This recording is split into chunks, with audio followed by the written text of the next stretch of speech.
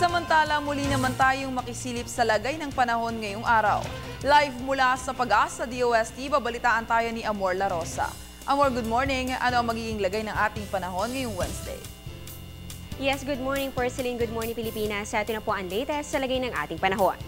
Alas 4 ng umaga kanina namataan po ang sentro ng Bagyong Vinta sa laing 690 kilometers east-northeast ng Luanes. Lumakas pa ito lalo at taglay po ang lakas ng hangin nga abot ng 65 kilometers per hour at pagbugso nga abot naman ng 80 kilometers per hour. Ito po inaasahang kikilos, yan po ay pakanluran sa bilis na 19 kilometers per hour. Sa ngayon po ay nakataas ang storm warning signal number 1 dyan po yan sa may Cagayan, Isabela at maging sa Aurora. Sa mga lugar na ito, asahan po ang masungit na panahon dahil po sa mga pag-ulan at pagbugso ng hangin habang lumalapit nga po itong si Bagyong Vinta.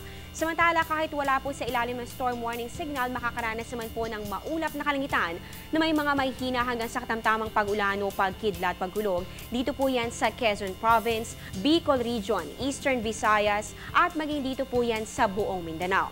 Samantala, dito naman sa atin sa may Metro Manila, pati na rin sa Ilocos Region, Cordillera, Cagayan Valley at sa natitirang bahagi ng Central Luzon, magkakaroon naman tayo ng bahagya hanggang sa maulap na kalangitan na may mga isolated light rains lamang.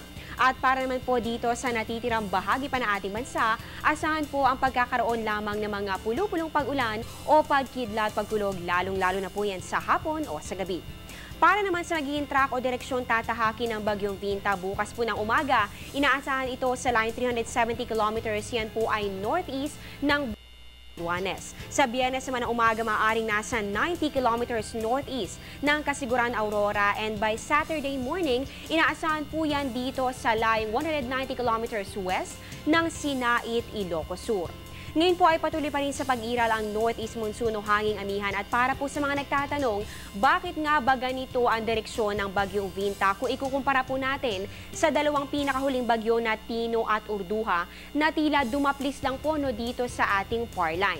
Ayon kay Ms. Connie Rivas sa weather forecaster ng Pag-asa, bukod po kasi sa high pressure area, ito po kasi apektado rin ng hanging amihan o yung northeast monsoon, kaya po ito po ay papalapit dito sa ating landmass. So imbes po na makadaan ito paakyat dito po, ay ito naman po ay dahil po sa amihan at maging sa high pressure area, tutumbukin po nito itong ating bansa. Kaya naman po iba yung paghahanda lalo na po dito sa may northern Luzon at ugaliin na rin po natin ang pagmamonitor sa lagay ng ating panahon. At yan ang latest mula dito sa Pag-asa. Abangan niyo po ang susunod na update kasama ang isang weather forecaster ng Pag-asa mamaya po yan sa Good Morning Boss. Nakasama niyo po sa balitaan, ako pang inyong weather lover, Amor La Rosa. Balik sa inyo, Porcelain. Okay, maraming salamat, Amor La Rosa.